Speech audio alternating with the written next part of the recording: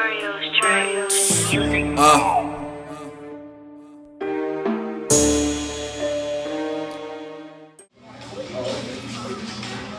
here we go, people. It's your boy Rio. We are here with the Keep On Pushing podcast, and we got a special edition today. We're doing a live interview. Right now, we're at my three Sons restaurant in North Charleston, South Carolina, right here off the Dorchester Road. And we all with. Please introduce yourself, sir. These days go by ReRunner Skee. Everybody always gonna ski. You know what I'm saying? What's happening, my dog? How you doing? Hey, man, I'm chilling. Most of the reason we here today is because, you know, at the Keep On Pushing podcast, Black Dollars Media, we're trying to give light on, you know, things that young African Americans are doing in the neighborhood, in the community. You know, I would like to call this my type of community service. Just trying to help my brothers put on what they got going on out there, just, you know, doing my part. And the man right here, he has a lot of stuff going on presently and in the history of Rio. He's also played a part, so I'm just glad to sit down and talk with us.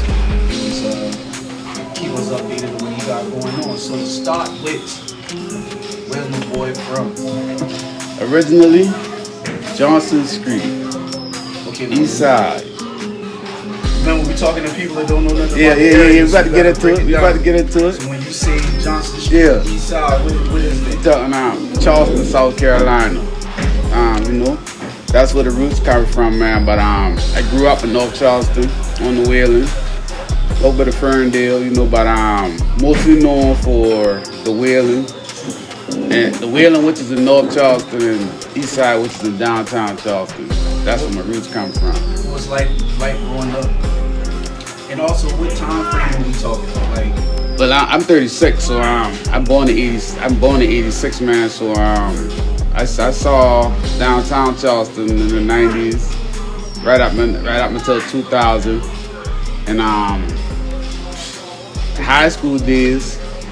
That's North Charleston all day, man. Look, you know, the wheeling, running around, having fun, but learning a lot of shit. Lost a lot of people, you know. So 90s, 2000s, growing up in the Charleston, North Charleston area. For those who watching, you know, Charleston is a small but big city in a way that the little tiny cities on the outside of it, we all interact. So like growing up in Charleston, you're still going to have a lot of interactions with people in North Charleston and James Island and stuff like that, because everything is kind of connected. So growing up in the 90s and 2000s in the Charleston and North Charleston area, what's some of the things that you encountered just in your travels and in, you know, growing up? Well, the good thing with me, man, is I actually went to magnet schools. So, you know, I went to military magnet, and we had people from different counties in one school. So I actually got to meet a lot of people, and it was like that from middle school to high school. So knowing people and seeing different things wasn't uncommon for me. You know, that's why, you know, people always say I know a lot of people and I be around a lot of people, and and school has a lot to do with it, you know. But how does being charismatic help you out in your career choices now? I'm a DJ, so you gotta have charisma, and you got to be a people person, you know. And I played football in high school, so kind of being a star athlete kind of prep you for what you're doing right now. Well, prep me for what I'm doing right now. Well, touch on that for a little second. You say being a star athlete in high school. What sport did you play, or sports? I ran track. I played basketball, but I quit my sophomore year, which I shouldn't have done. We'll get back into that, but played football, but my shit, man. Football was really it for me. Got a couple school records. Had a state record. What was it? Talk to us. Let us know. Shit, it was rushing, man. Shit, I had what? First 4 games broke over 1,000 yards my senior year. I mean, the teams we been playing, you know, they ain't been all right now, but shit. Hey, man, talent is talent. You know what I'm saying? You know, set them up and you knock them down. That hey, ain't nothing to do with you. Listen, still got people to this day coming up to me and tell me how I ran their ass over in high school.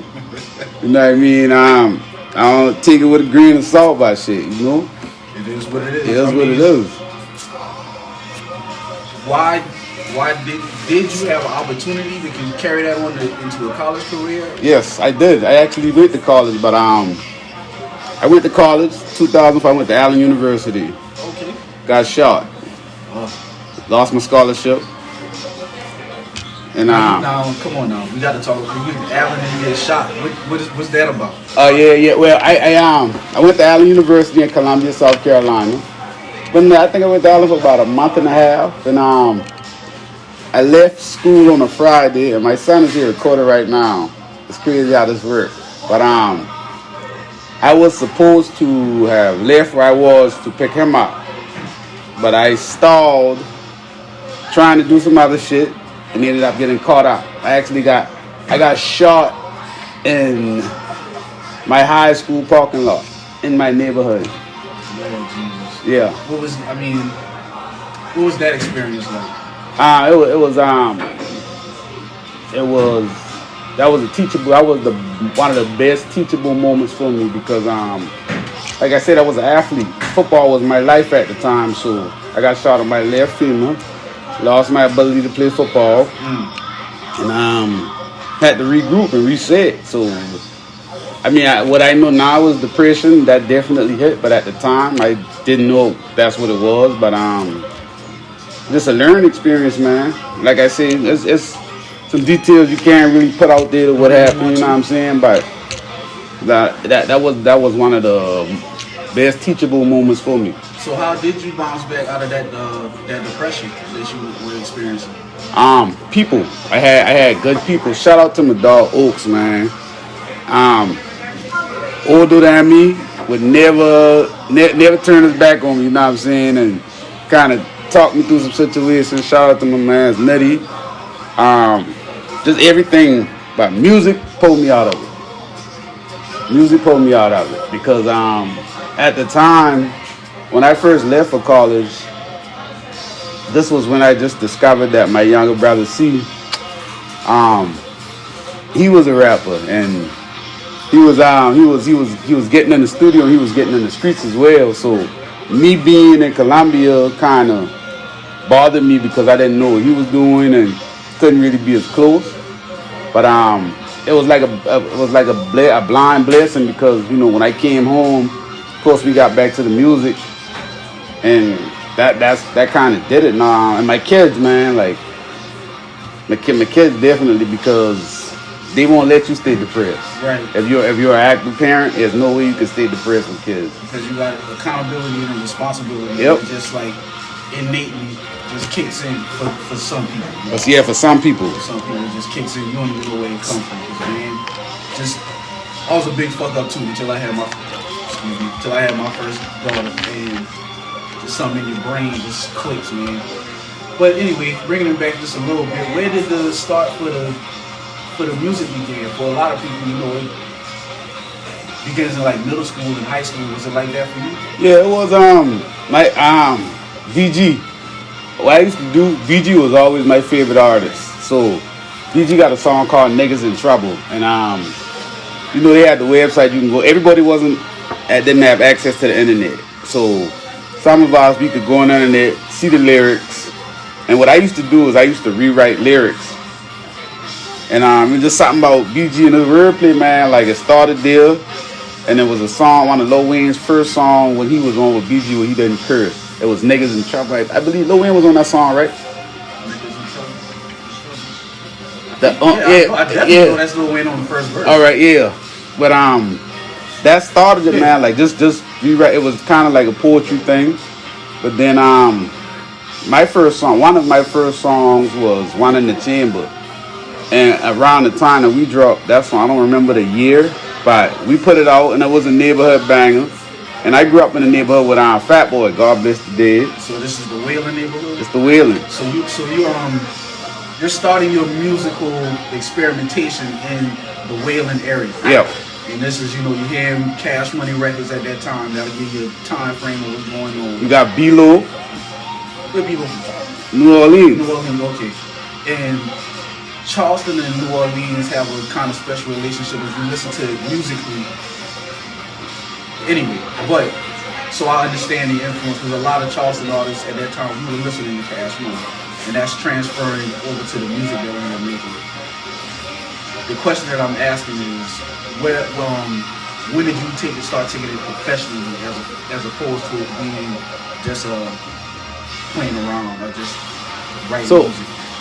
Professionally, well, my first professional would be when we had this nigga. One more question, my bad. Just professionally, and also, were you a solo artist to begin with, or did you come in the game as like a group type thing? I guess you could see it wasn't we didn't have like a group name, but we did things as a group. My partner Val had the cool. We was on Cool Edit Pro. Val had Cool Edit Pro and Fruity Loops, and we just linked. And then we got up with BB Slum. Like we all went to middle school together. And if you're from Charleston, South Carolina, a lot of these names kind of you'll recognize. Yeah, you'll recognize because like I said, Slum been doing this thing forever, and shit really starting to pan out for him now, and I love to see that.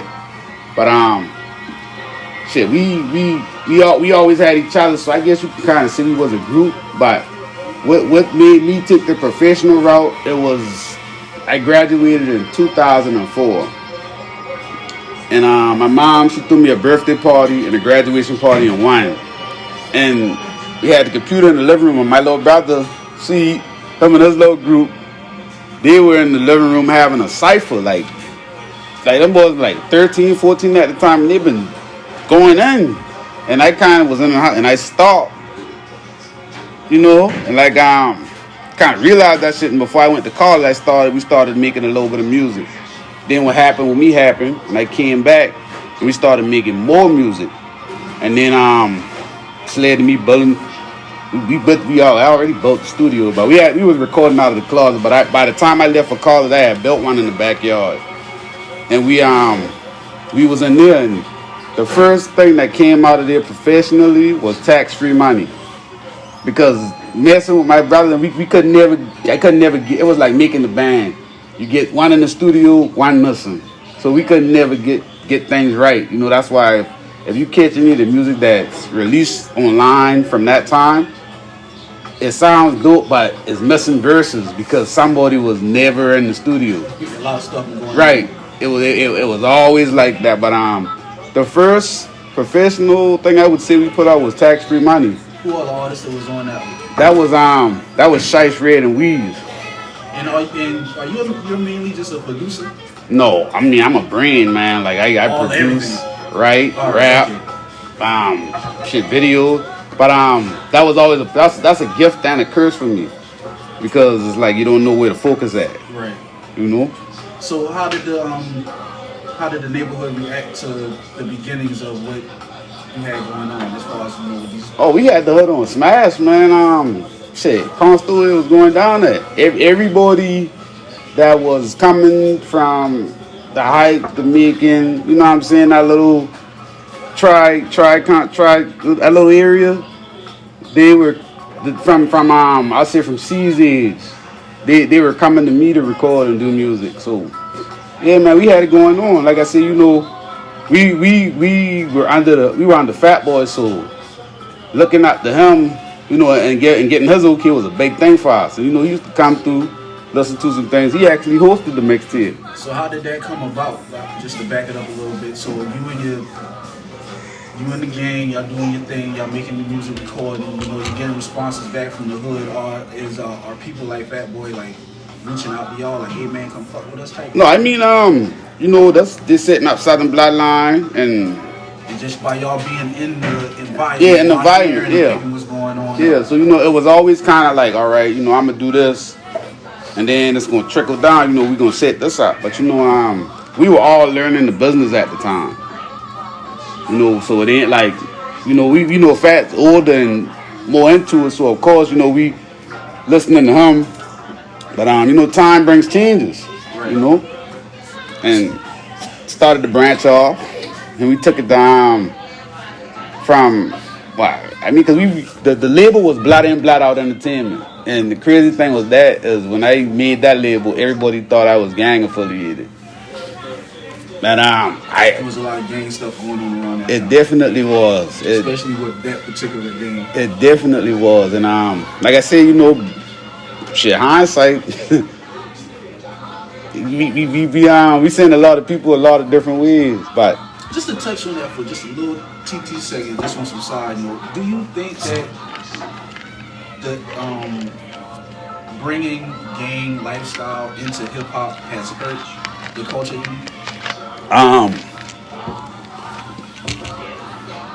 Yes and no. The reason why I say that is because gangs are tribes. And as soon as the people that are in gangs realize that you're in a tribe and what a tribe is all about, it'll be a better day. But these many factions within gangs is what's causing the problems in hip hop. Because you know, the people on top of the gangs, though they might not never be affected or touched by what's happening under them, let me get it right. What I'm trying to say is the people on top of the gang is aware of what's like Dirk and Youngboy, and I just using them for example, right? These two on record seem to be ready to kill each other, but you know, I know they're probably in places with each other. Got to be. Damn near every, you know, because they're in the same arena, so it ain't like they're not seeing each other. But the people that reps 4K Trey and what Dirk rep? I want to say OTF, but OTF. And OTF, like the younger people, they don't understand what's happening at the top. That all right, Dirk and Youngboy kind of got to go at each other right now to make money. Yeah. You know what I'm saying? But there might be some ill feelings there for real, but those two will never ever be in a duel. Like that shit ain't gonna happen like that. Right. And it's not passed down to everybody up under them, you know. I get 100% what you're saying, because in this game, in this arena, the spectacle is what people come to see. So right. They want to hear the violence, they want to hear the carnage, but those who are inside will understand. Those who are outside will never get it, and they'll take that more real, take it more to heart, and they got something to prove to their big homie, like and all that other extraness. Yeah. So, yeah, I understand. You know, art imitates life, and that you're not going to have any type of musical form if the people that are represented, you know, are not able to speak about the life and where they come from. But I just think that we getting a little bit too off track.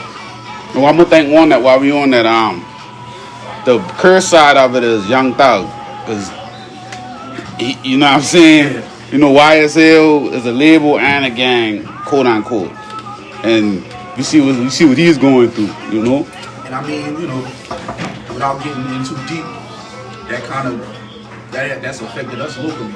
If you know the history of Charleston, yep, and the record labels that was making this thing move, then you know.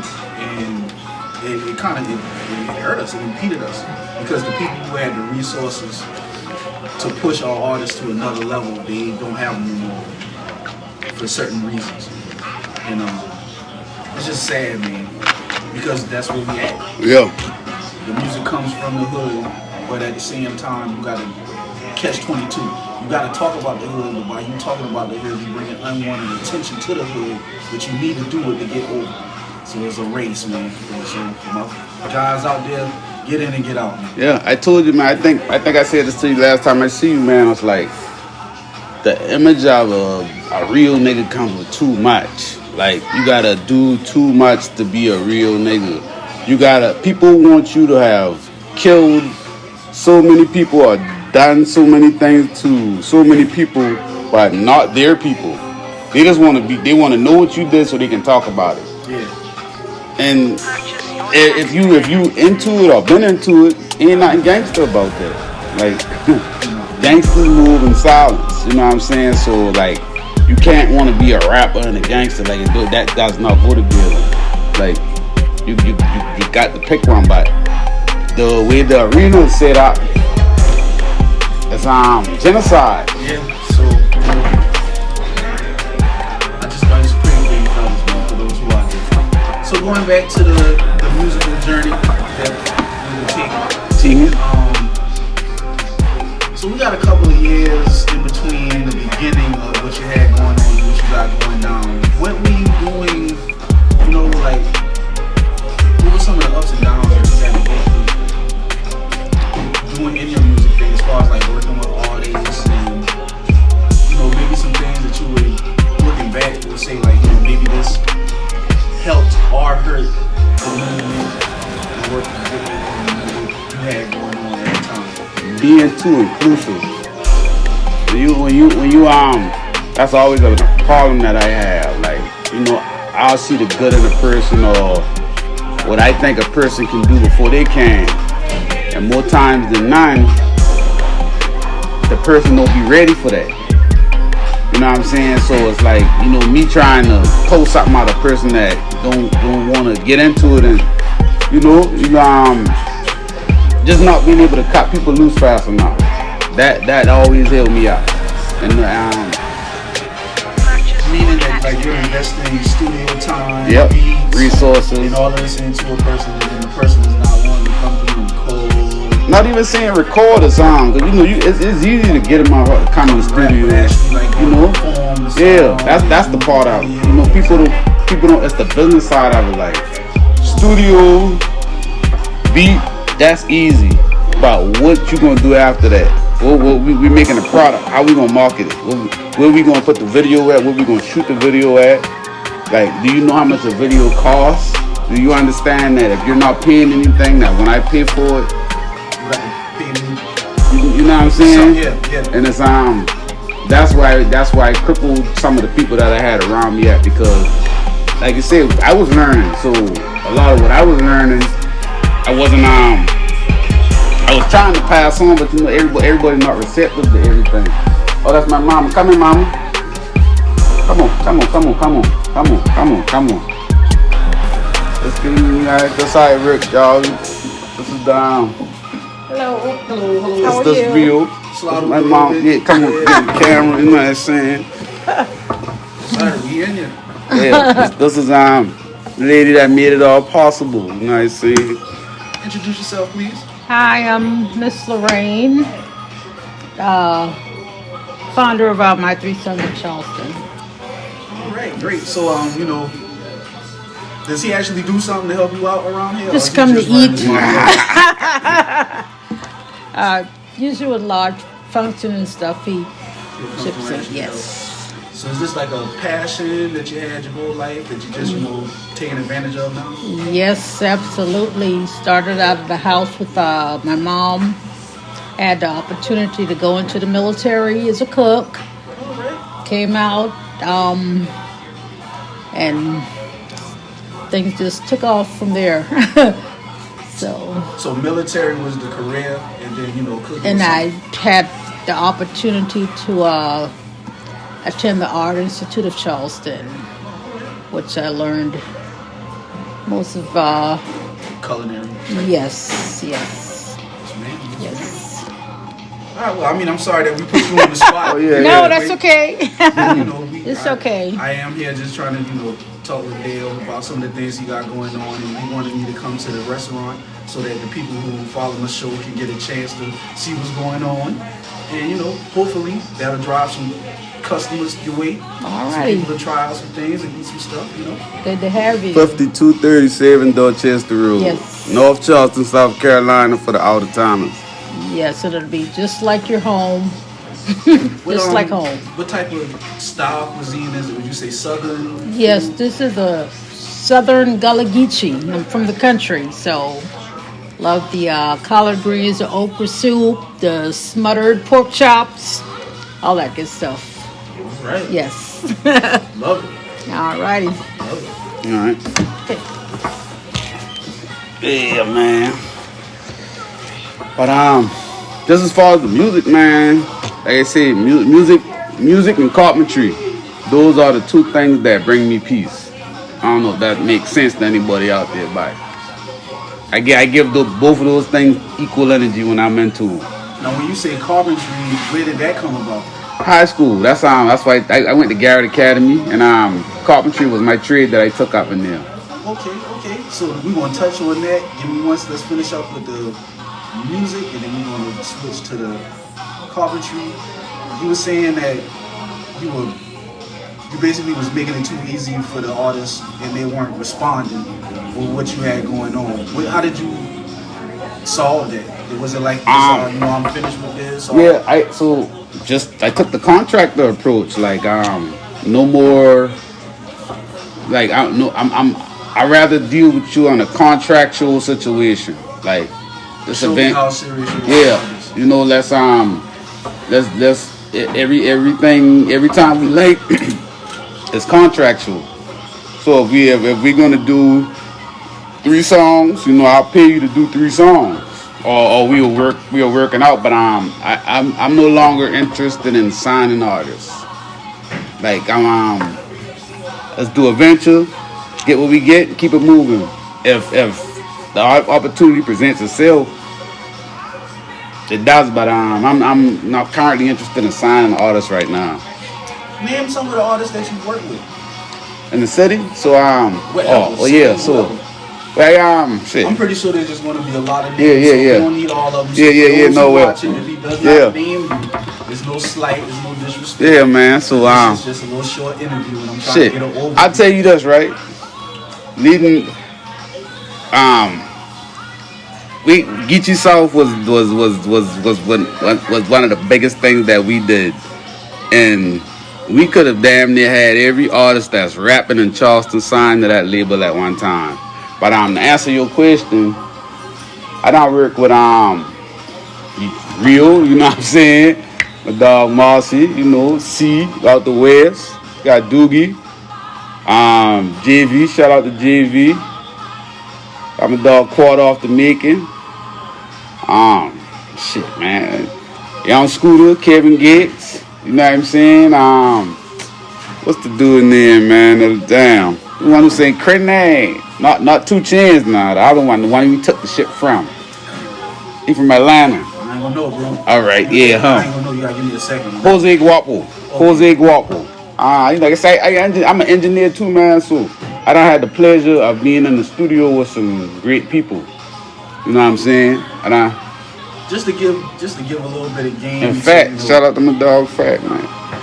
Just to give a little game to the up and coming artists, can you explain to them the importance of being versatile in what you're doing? Being able to fit in different arenas in this game, in this environment.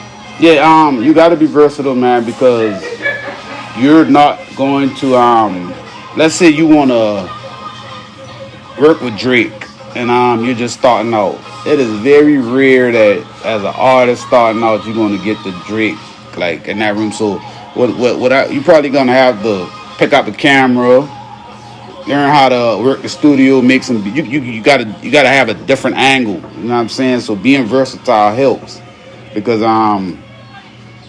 artists are always looking for new beats. They like photographers, cameramans, and a lot of that sparks the conversation.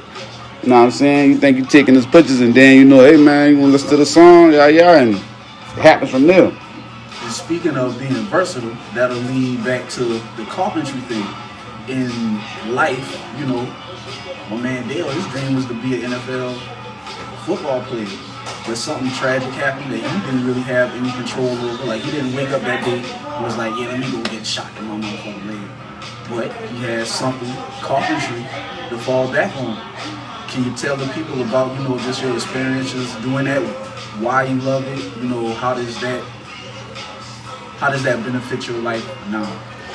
Carpentry now it benefits me because I'm actually I'm a general contractor. So anybody that is in that, that's a thing. But I took it up in high school, man, and it's so crazy. My teacher at the time was actually, I found out he was my cousin. Boo, God bless the dead. But that man saved my life, and that's where it started at. Like, you got somebody that's trying to save you, and that's the common thread between y'all. So it's like you kind of start to like that, and then it's like when you realize what you can do with wood, like, damn, like, okay, I can make anything out of wood. All right, but I can make anything out of wood, and I mean, anything. Like, as long as you got the right tools, there is nothing you can't do. And that's just it, man. Like, my mom, she always needed something patched up, and I always was in the backyard trying to work on something. And it I don't know, it's hard to explain, but did that skill help any with the music? Like, how did yeah, because I built the studio, and so and when people when this is how me and Shice got together. So when I was on the wheeling, and we started out recording in the closet at my mom's house. And it got, like I said, once we started making music, I had C and all his friends, they wanted to get out of school and come make music. So I used to have a bedroom full of kids and make, we in there making music. So we had to do something different. So back to Garrett, my carpentry teacher, Boo, cousin, he was a teacher in summer, and it was summertime, and we had to get rid of the project that we was working on. So he brought it to my house, and that was 3 partitions.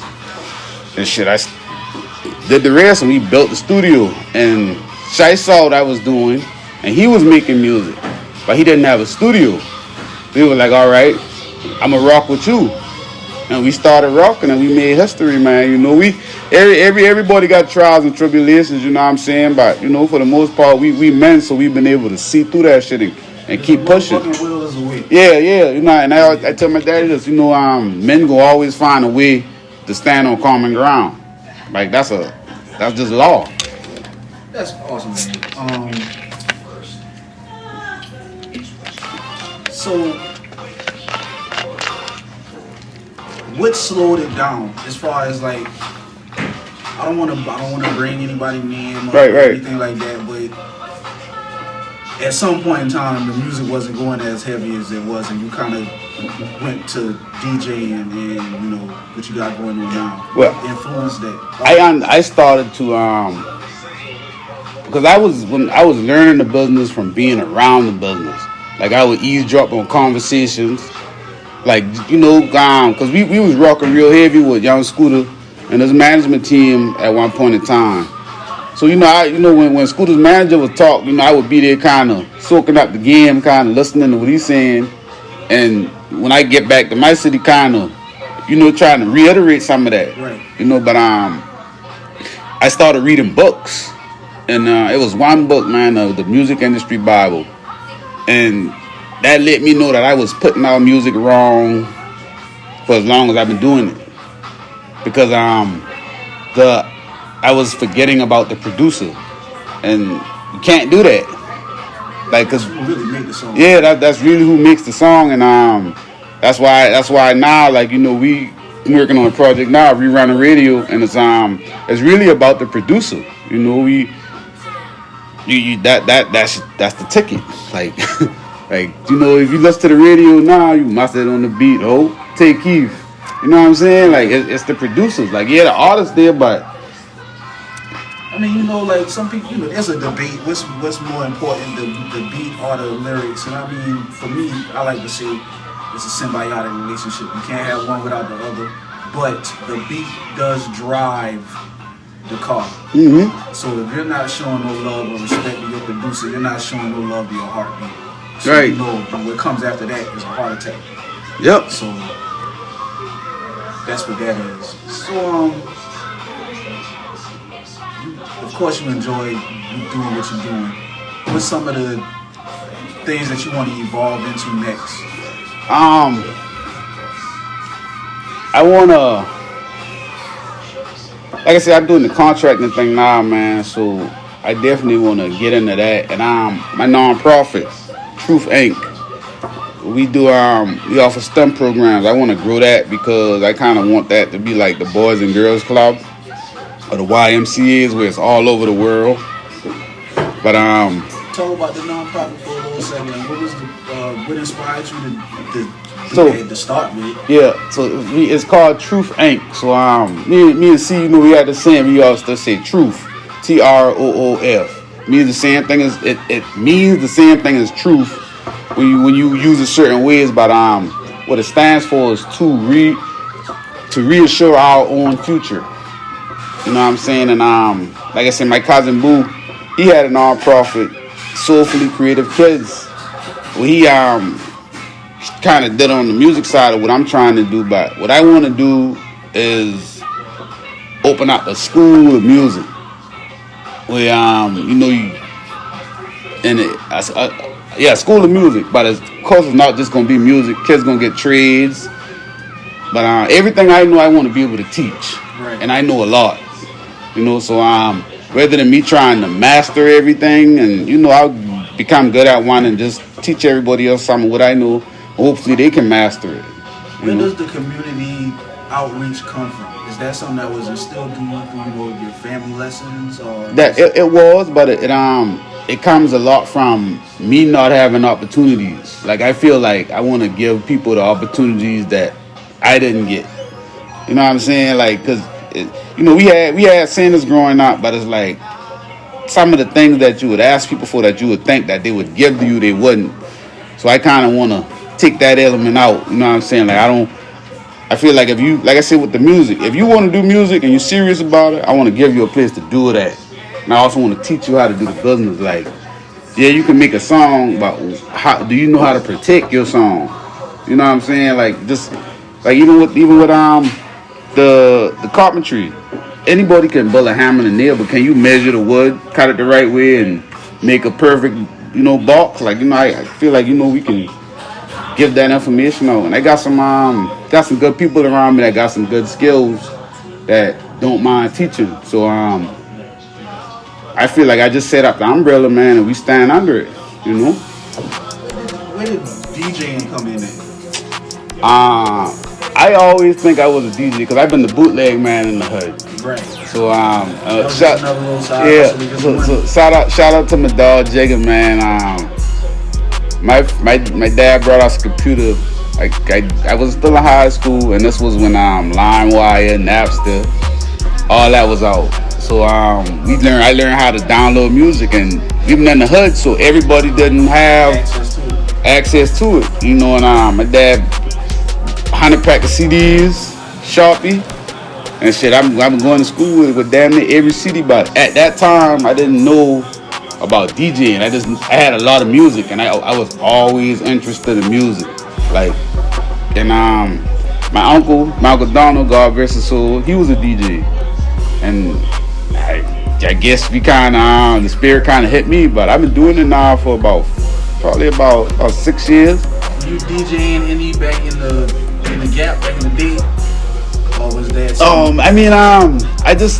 I put the documentary together, and I saw it was about, it had to have been, because he was locked out 2014. I bought my first turntable in 2014, like my little sample turntable. But my aunt gave me some equipment. She gave me the old vintage turntables, and I didn't know what I had. I just wanted to make noise, so I was like, all right, I'm gonna try DJing. And my partner Val kind of caught it real quick, but he he do overseas work, so he didn't really have time to mess with it. You know what I'm saying? But I kind of stuck with it, and shit. My first party I actually DJed at, I used my studio monitors as the speakers.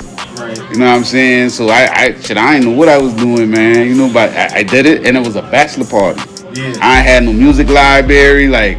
I've been repeating songs, but we got through it, and got the job done. Yeah, but that's where it's at, man. Because you can control the temperature. Like going out. We used to party, and certain songs trigger certain things. You know that. Tear the club up. Well, yeah, I know. You know what I'm saying. That's when like I said, I like that. I look up to Cool. Shout out to DJ Cool, man, and DJ Too Much. Those were kind of the first DJs that and Sean Dobie. You know what I'm saying? He wasn't in DJ form Sean Dobie always in DJ. He is a DJ now. But he's a producer. So that's kind of when I was dealing with Dobie in producer mode.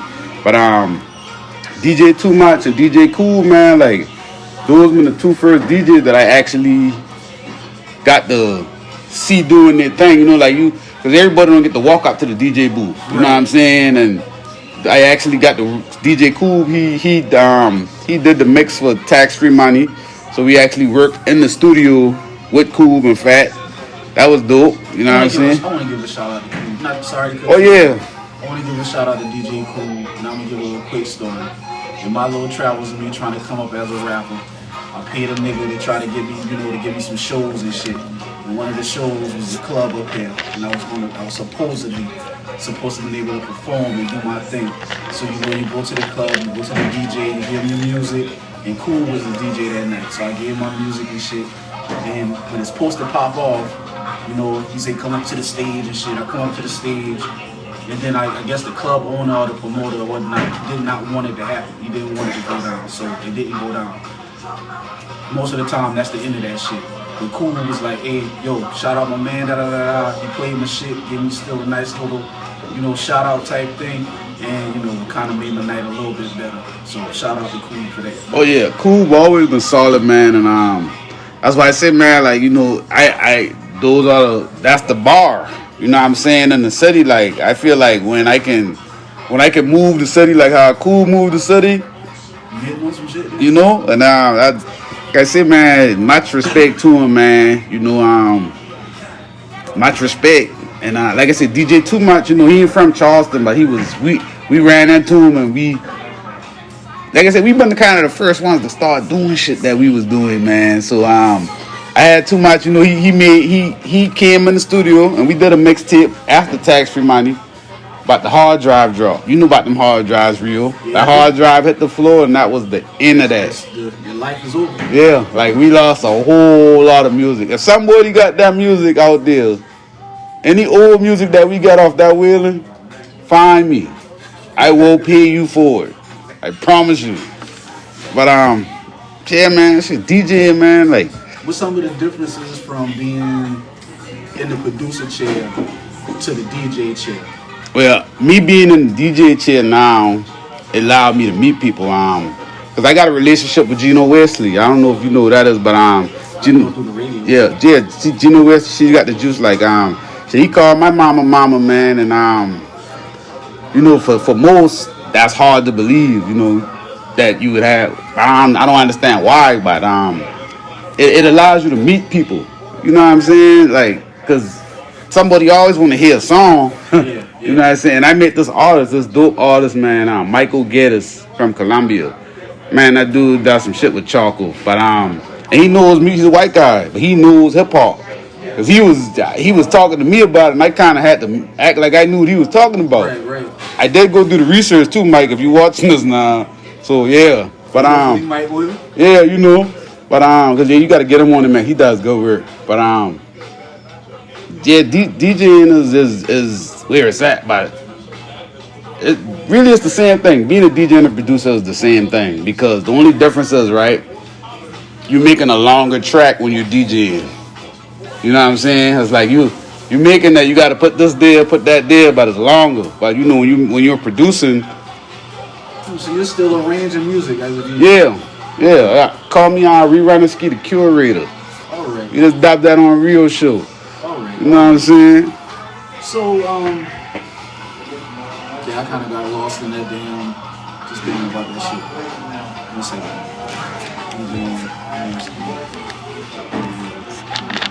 What you got going on now?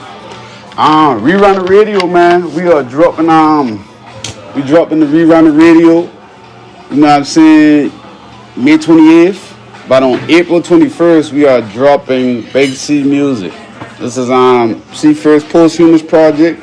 He got a lot, but we're gonna do it the right way, and that's why I started the ReRunner Radio series.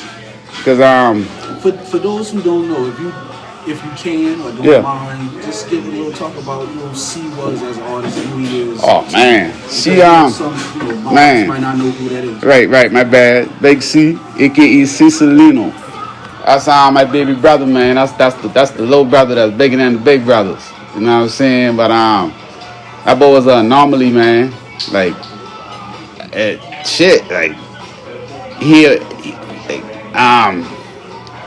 you gotta hear the music to understand what I'm saying. But that's my little brother. You know what I'm saying? This little man sitting behind me right now. But shit, the greatest thing to ever touch the booth, man. Like But he tragically lost his life 2020. You know what I'm saying? Sad situation.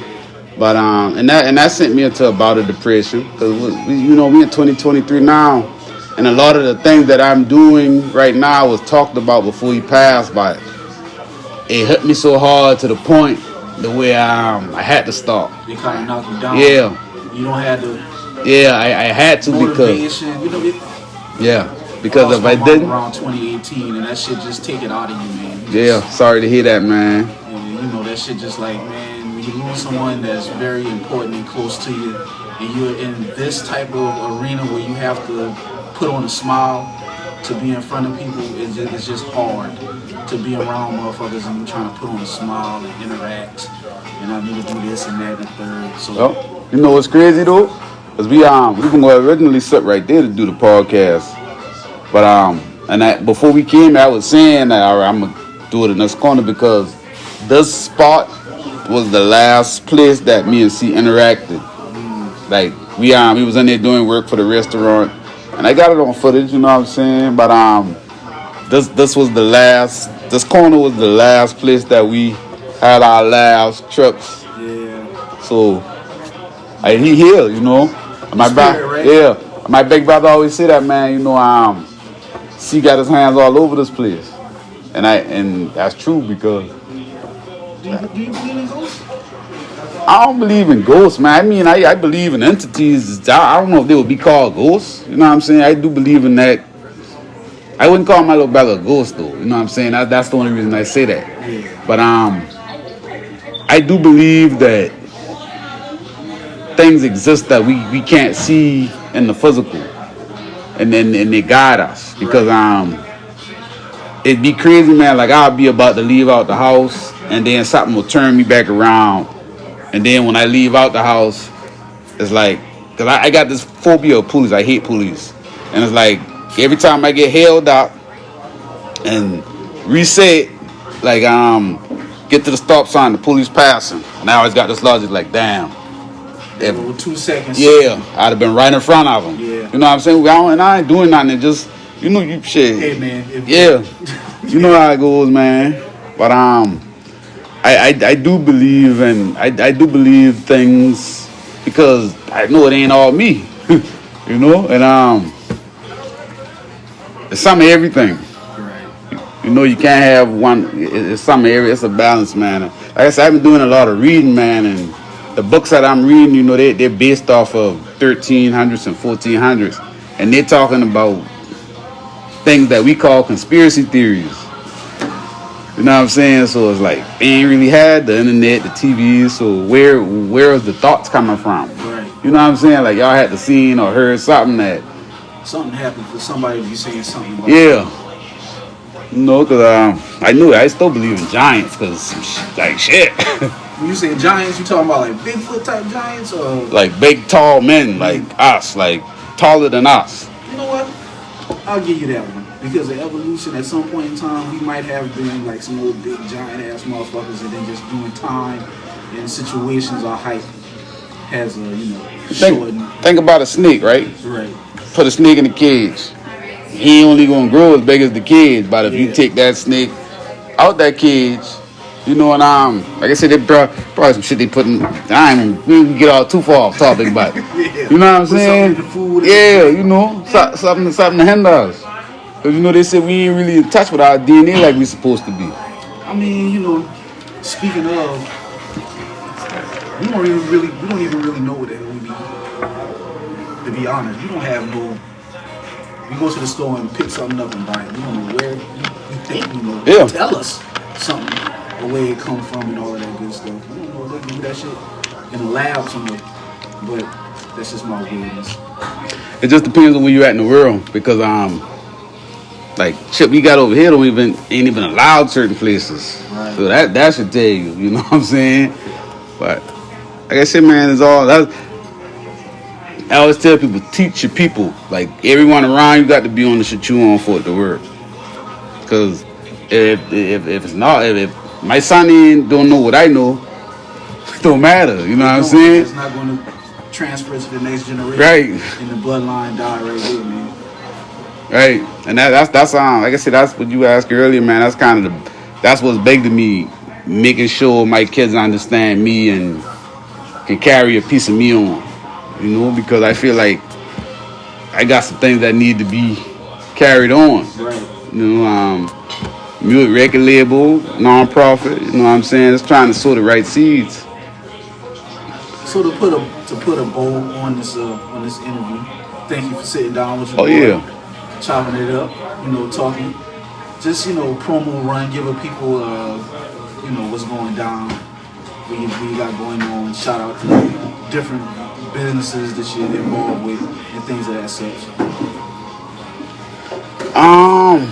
All right. So we're gonna do a rundown. So we got 4 family businesses, and that's one of C's slogan. FBB, Family Brands and Business. All right. So we got of course we got my 3 sons sitting in the establishment right now, man. 5237 Dorchester Road. Riding Music Management Entertainment LLC. That's where we do the music at. One Night Only Promotions. That's the DJ brand. Well, that's the DJ umbrella. The DJ brand is ReRunner DJs. I'm ReRunner Skee.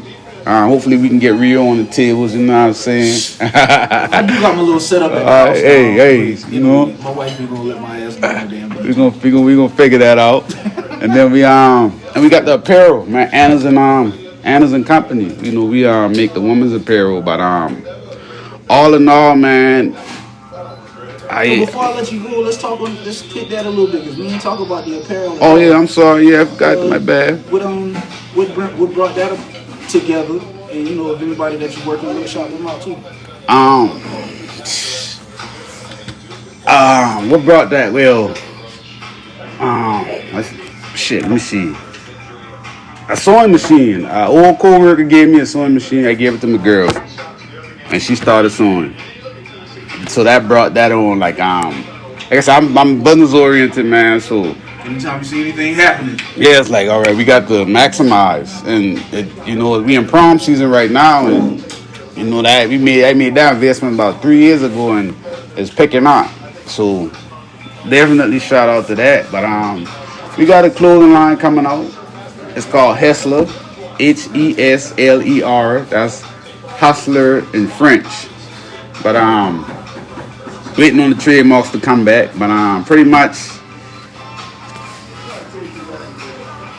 man, to sum everything up about me, I am a serpent with 8 tentacles.